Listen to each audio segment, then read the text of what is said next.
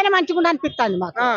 అంతే. ఎందుకు అంత వ్యతిరేకత ఎందుకు వచ్చింది రేవంత్ రెడ్డి మీద? అంటే అది మాకు ఇప్పుడే మాకు కనిపిస్తుంది.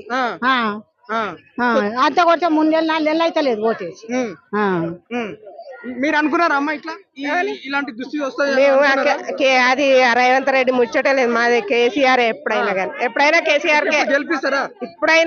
ఎప్పుడైనా కేసీఆర్ కే అంతే. మేము మళ్ళా రేవంత్ రెడ్డికి తెరుగుకే పోలే, మమ్మల్ని పిలిచినోడే లేడంట. అలా పిలిచిన వాళ్ళే లేరు. మేము ఇళ్ళనే ఉన్నాం, ఇళ్ళకే వచ్చినాం, ఇళ్ళనే ఉంటాం. అమ్మ నీకు పెన్షన్ చేస్తా అని చెప్పింది కదా? లేవు. ఉత్తమ మాటలే అన్నీ అంటే ఈయన ఇస్తా అన్నాడు మన కేసీఆర్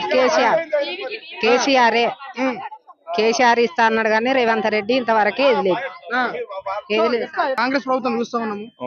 సో రైతులు ఏ విధంగా ఇబ్బంది చెరువులు అన్ని ఎండిపోయినాయి. ఉన్న నీళ్లు పోయినాయి. ఇప్పుడు ఒడ్లు కొనుక్కోవాలి.